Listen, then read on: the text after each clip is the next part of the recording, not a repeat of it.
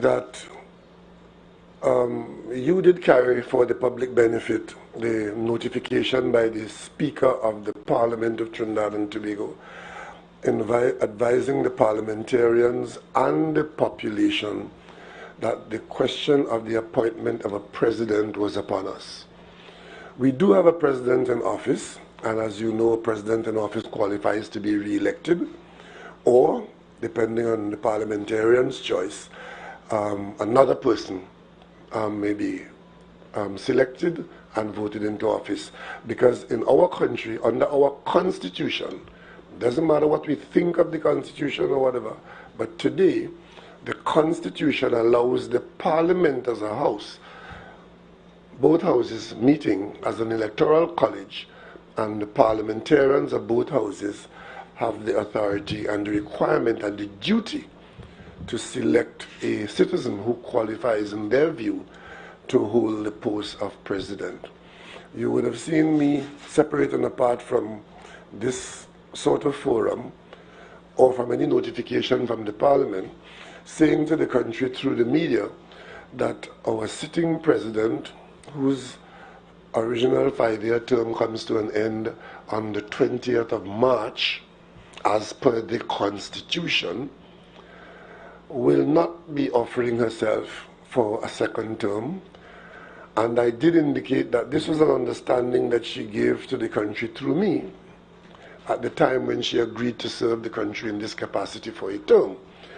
And she also came in when we were readying President House, because we did give the country the assurance that we will make President House habitable and make it the residence of the President of the Republic as fitting of that office.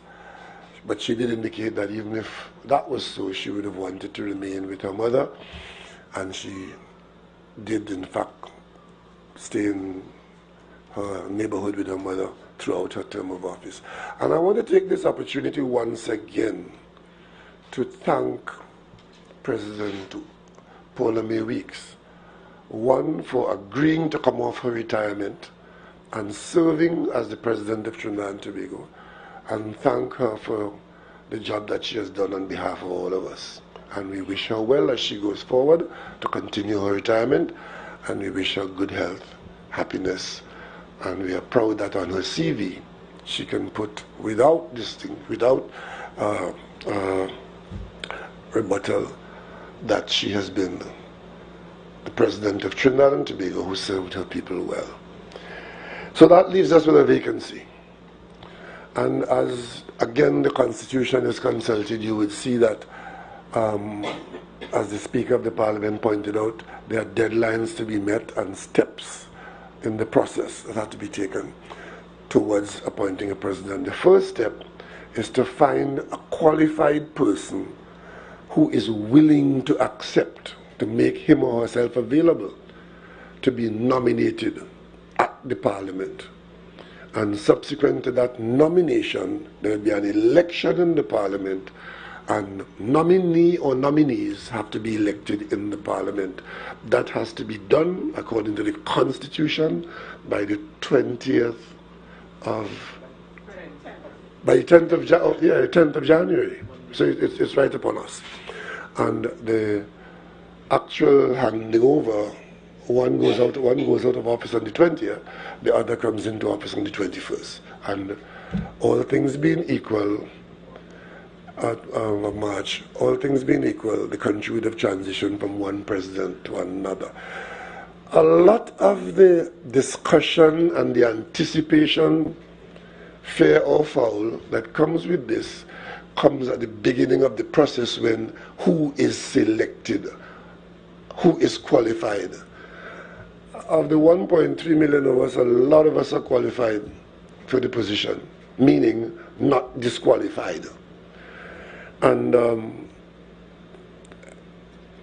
before we did this election, at the side of the government, because you have government members of parliament, you have independents, and you have opposition members, I did invite a few days ago the opposition leader to meet prior to the signing of the form, because there's a form to be signed where 12 members of parliament, any 12 members of parliament, required to sign that form to authorize a nominee to be advanced. So a person has to agree to be a nominee and has to sign saying so, and then 12 members of parliament has to agree that that person is a qualified person before that name can go before the parliament to be considered for the election in the parliament by the electoral college. So a lot of thinking has to go in there. Who do we ask? Who will agree? Who qualifies? Because of course a lot of people might be interested. And if only 11 members of parliament agree to support you, then you can't go forward. You have to have 12 members of parliament to support you. And as head of the government, I have been very quietly communicating with my colleagues in the cabinet, members of the national community from all stations, to see what we should do and who we should advance.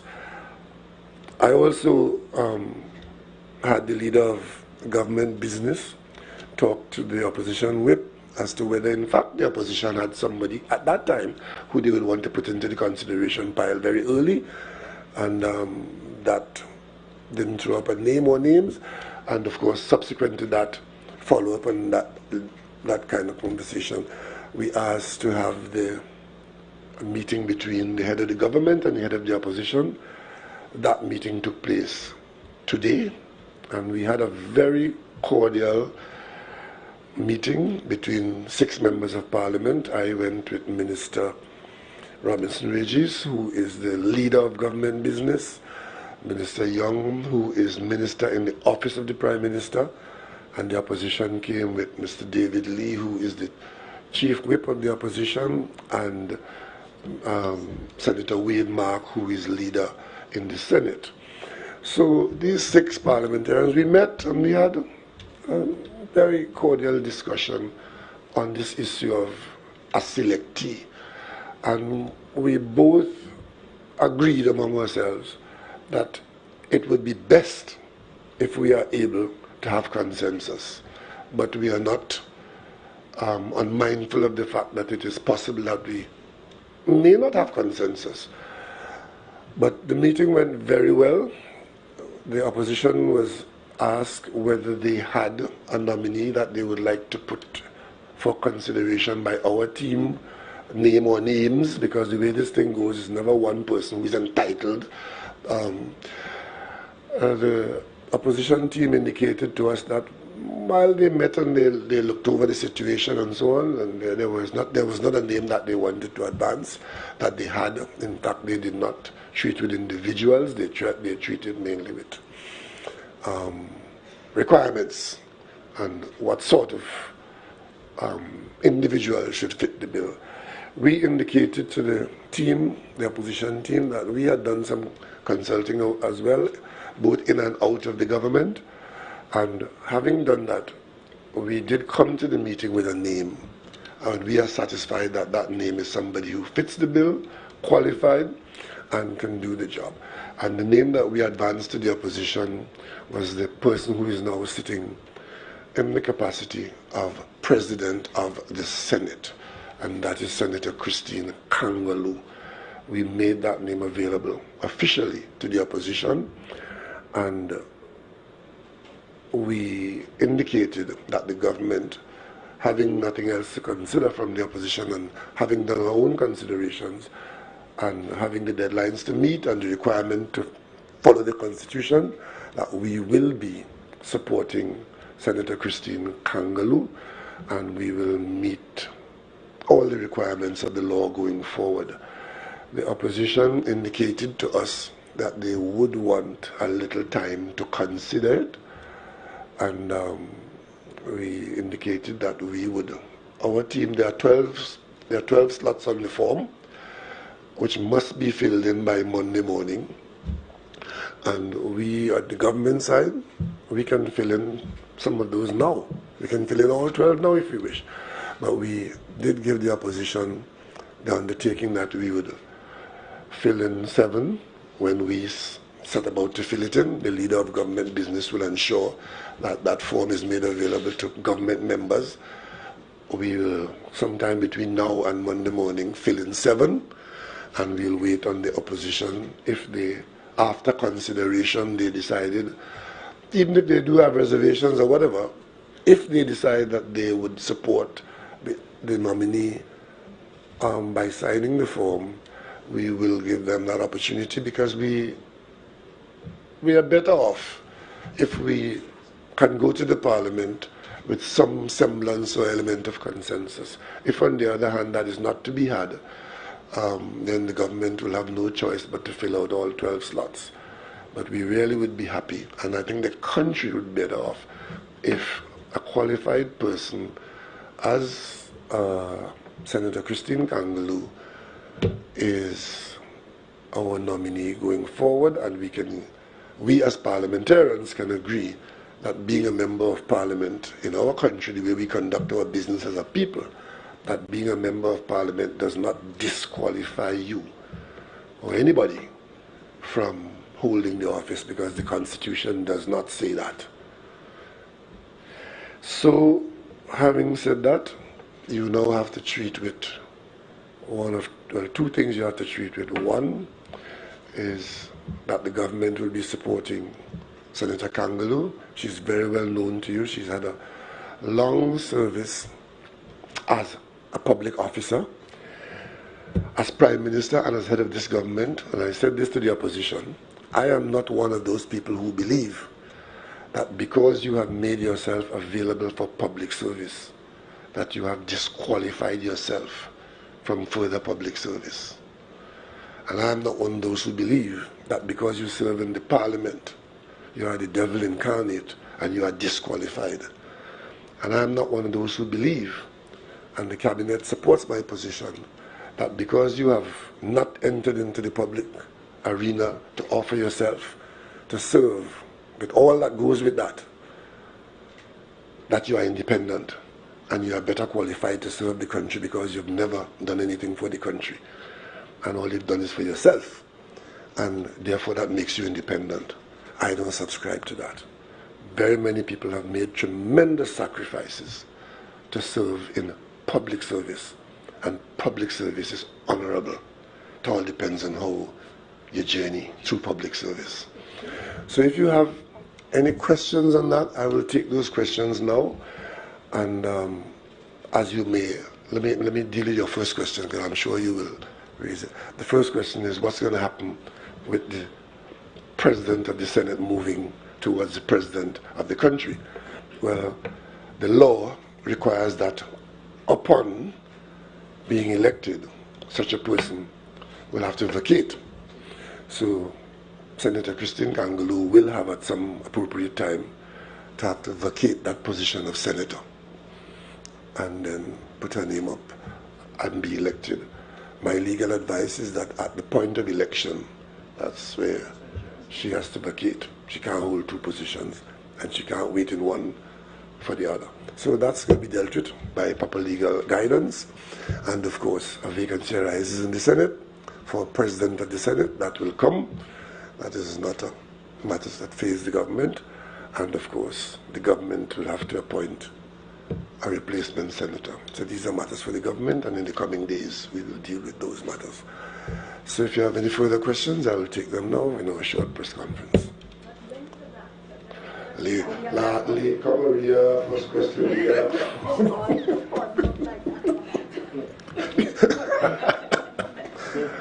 on, all right, you get the second question, right? Come on. Dr. Oli, good afternoon. Please give us a name. Dr. Oli, good afternoon. Happy New Year to you and your family. Jesse Ramley from CNC3 News. One of the last points you have made was that, being a parliamentarian does not disqualify someone from, being a nominee, right? We would have spoken with the opposition that just as she would have left Dip Center, and she did indicate that it was a cordial meeting and that discussions were really good.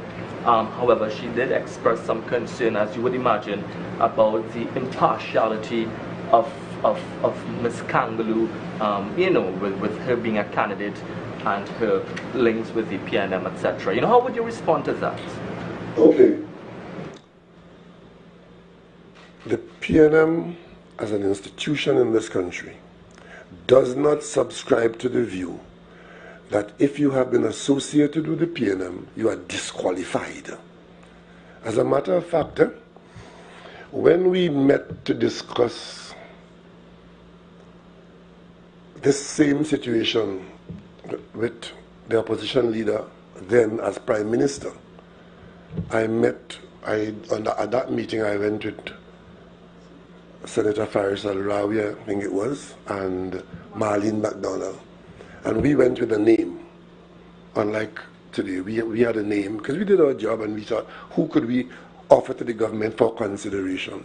And we offered a name, a very distinguished citizen who we had sussed out and who had agreed that if his name was put up here. And we were a little taken aback when one of the members of the government team said to us, that's a real good name, that's a real good person. But since you raised that, we can't consider it. PNM doesn't do that. PNM doesn't do that. So we do not believe that because you are, so some people try to say, if they want to denigrate somebody in this country, is that PNM? We are very proud of our party. We are very proud of the decades of service in this country. Individuals who have served us and the country in good stead far outstrip the one or two persons who may have fallen short in any way. So we are very proud, and we expect that a person going into office at any level being identified as having been associated with the PNM represents the best of Trinidad and Tobago. And Senator Kangaloo did serve with the PNM. She was appointed at very many levels, very many more than most citizens in this country. She started out as an independent senator. She served as a government senator. She served as a minister of government. And for the last 7 years, she has served as president of the Senate and acting president. She acted as president in this country for 7 years. How many other persons of any ilk could claim that? And during that 7 years, we are satisfied that she served and is not disqualified in any way by her conduct or otherwise. So we believe that we are fortunate as a nation to be able to smoothly move. Some people might even call it succession planning. To smoothly move from president of the Senate, acting for 7 years, and then being asked to serve as president of the country in that post in which she acted. So being a former minister of government, we believe is a part of her pool of experience. She's also a lawyer, if that helps. And she has served on both sides of the parliament floor, in the opposition, in the government. She served in both houses. She was a member of parliament for Pointe-a-Pierre. I mean, what excellent qualification of a person who is asked to move into a job. And of course, what is required by the presidency is a character to go with the letter and spirit of that constitutional provision. And Senator Kangaloo has demonstrated that she has that. Yes, Ian. Yeah, I wanted to, when you were talking about the vacating of the position,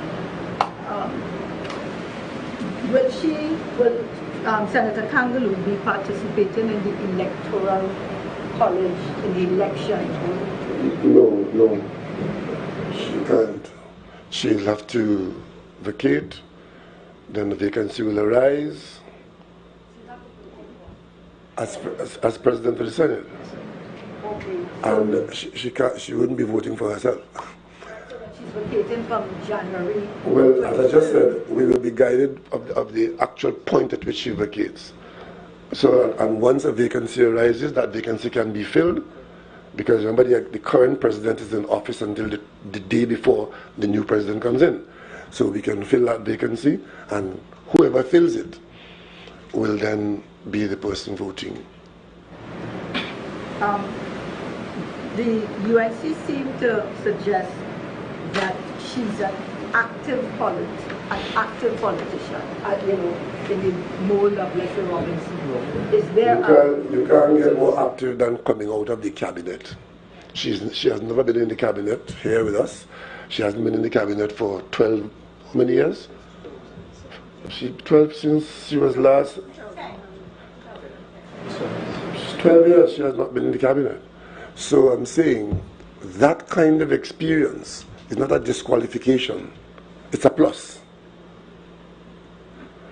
And active politics, she has not been involved in party business now for more than 7 years. As a matter of fact, after she left the Manning cabinet, when she was asked to serve in the Senate, she was not, she had to be persuaded to come out of retirement.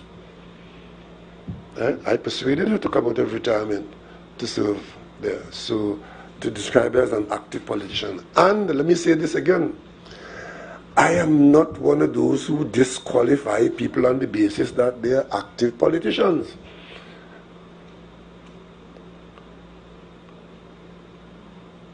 Many professionals have walked out of their profession, got elected, and stepped into the political arena.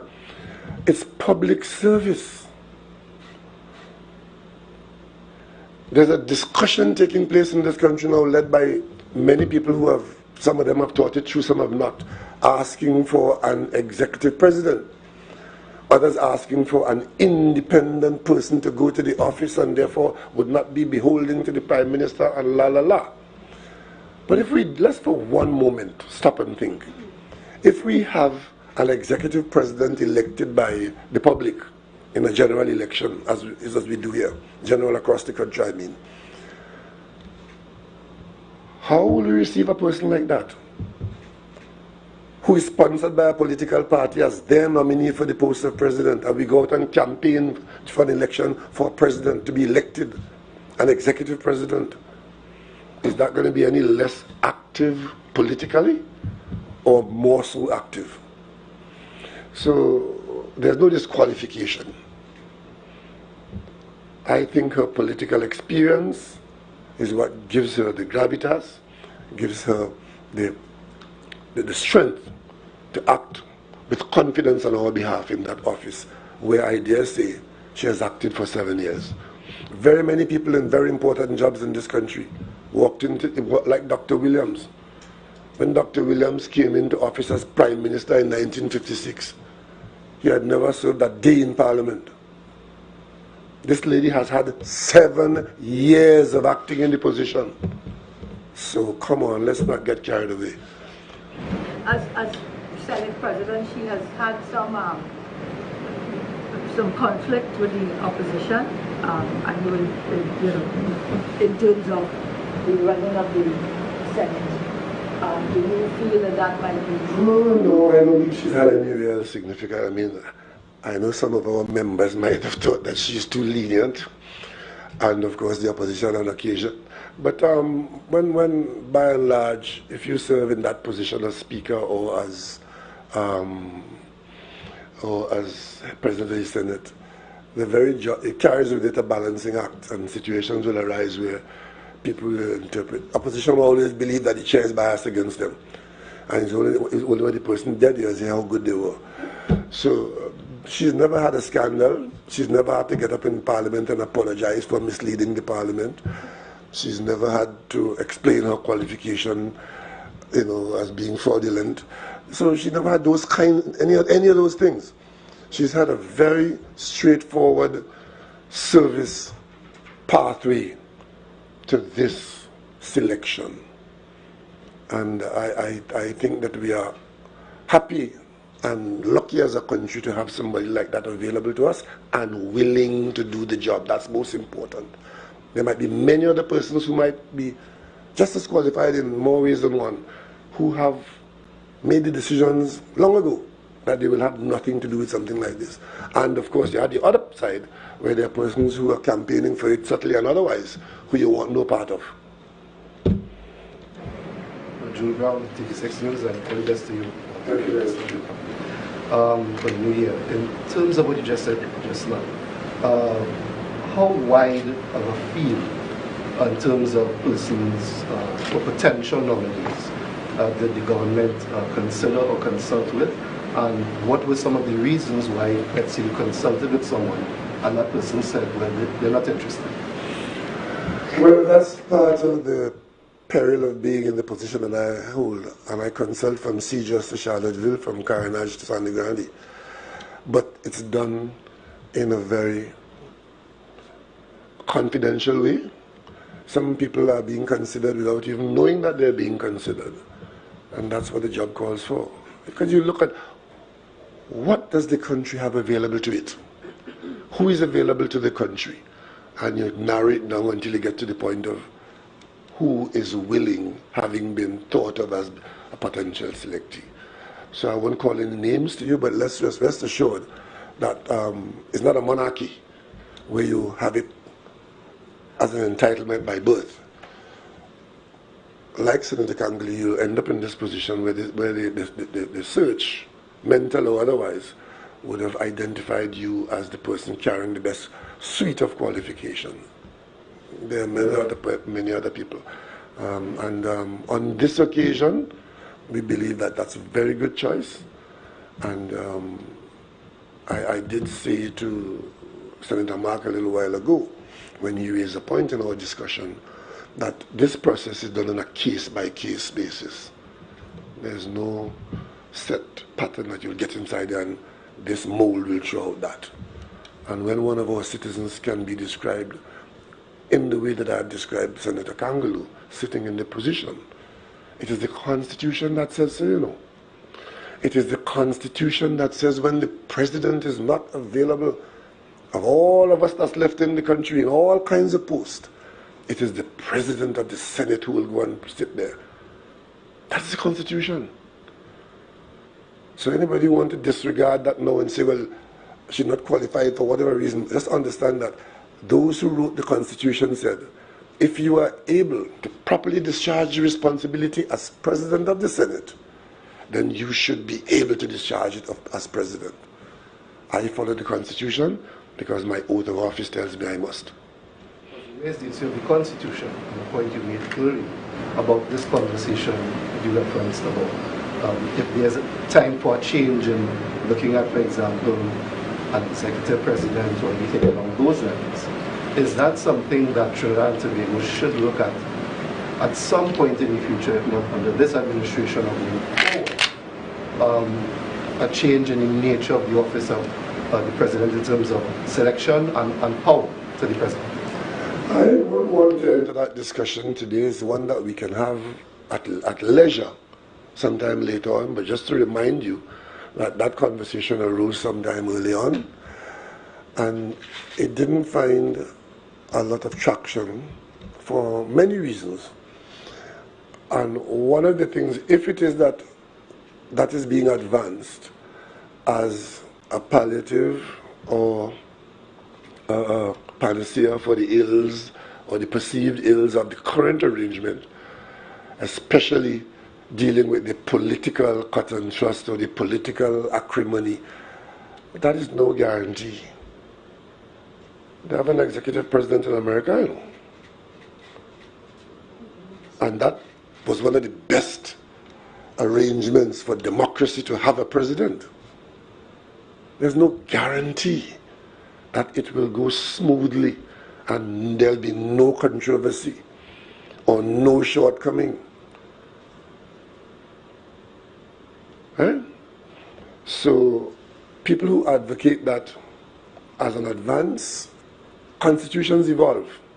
And I would agree that we need to look at our constitution, not just the presidency, if that is a subject area, but other areas of our constitution. But in a country as deeply politically divided as ours, the kind of adjustment that you require is not as easily had, but we've had it. Twice in this country, in my time, we've had governments, one with 33 seats, one with 29 seats. I didn't see people advocating this instant change of the constitution when any government could have done it. So when a government has 22 seats and an editorial is advising me to amend it, to embark upon amendment to the Constitution, I know where you're carrying me. I know exactly where you're carrying me. So, but for a national conversation, yes, we can have it, but certainly not now. We are required by the Constitution now, on particular days in this quarter, to do what I just outlined, which is to acknowledge a vacancy in the presidency, follow the Constitution, and have someone elected to replace that person. That's what we're doing now. Prime Minister, good afternoon. Kimberly D'Souza from TTT News, and of course, all the best for the new year. Under this administration, we would have elected the first female president. Here we are electing a second female president, and I'm wondering if this is something we can see more from the party in terms of more female leaders taking up those positions, and is this part of that succession planning that you were mentioning before? The selection of Christine Kangaloo is not a gender issue. It is the best person for the job at this time. And let me come back to the point about disqualification, because we seem here in Trinidad and Tobago to very easily move on the disqualification side as against the qualification side. She is not disqualified because she's a woman. The person to do the job, we look at the person to do the job, and the president of the Senate happens to be a person who is highly qualified to do the job. She's not disqualified because she's going to be the second woman. We're very happy for our record in this country of recognizing women as equals. It wasn't always so. The public service and other areas, women have done extremely well in our country. In fact, at the UN now, the UN has a number of targets for many countries to meet, which Trinidad and Tobago has met since 1962. So we as a people should be proud of that. And to be able to appoint one after the other, best person for the job, 2 women, should make us all proud. Dr. Rowley, currently, based on the discussions you would have had, if you just provide us with some insight, what was Ms. Kangaloo's reaction like? And was she in immediate agreement? Did she automatically accept the nomination? What was it like? Any sort of course that needed to be done? Let's put it this way. She was told of the consideration, and she was persuaded to continue in public service. What would you say to people who may cite the fact that she was president when the governor of the central bank was fired, as an example of maybe, people who may want to say that having come from the political party of the government, that she may more likely be the government? The two things were not related, you know. The only thing that holds it together is the oath of office. You're required to act without fear or favor, not to act on Friday and not act on Sunday, and not to act on what is in the headline as against what is in the editorial column. On the issue with respect to the dismissal of the governor of the central bank, let us not lose sight of the fact that the governor of the central bank was not dismissed by the president. The governor of the central bank ran afoul of the Minister of Finance, who is his boss. The Minister of Finance, after a protracted period of complaints, did find it necessary to advise the cabinet that he had lost confidence in the governor of the central bank. This would have been one of the few countries in the world where there would have been a governor of the central bank who the Minister of Finance could have found it necessary to advise the cabinet of the country that he has lost confidence in the governor of the central bank. The cabinet didn't just swallow that. The cabinet had to be convinced by facts that the minister's position was one that was tenable. And the cabinet took the decision to dismiss the governor of the central bank. In this country, the Minister of Finance doesn't just get up and dismiss the governor of the central bank. Can't do that. It was done by the cabinet. And once the cabinet took that decision, the execution of that cabinet decision had to be done by whoever was at President House. And that is the Constitution. I mentioned earlier on about people who have not read the Constitution, not even a paragraph of it, and speaks about it with great aplomb and with great liberty, and we talk about but dismiss this, the private government, the central bank, and the president should be held accountable, and worse, those persons who believe that what the president should have done was to buck the cabinet and not carry out the constitutional requirements. That would have given them a lot of newspaper stories and make a hero for 24 hours until the court intervenes and says that you're wrong. So we avoid all that. The governor of the central bank was dismissed by the cabinet. I lead the cabinet, and the cabinet was led to that position. So that is not a blot on her book. Good day, Prime Minister. Paula Linda from the Newsday. Happy New Year to you. Same to you, Paula. So I have two questions. Circling back to the perception of Senator Kangaloo, do you think that the... What perception? Good perception. Yes. Yes. But do you think, given her long association with the PNM, do you think that the public, not just the opposition, but the public will view her as being able to be impartial?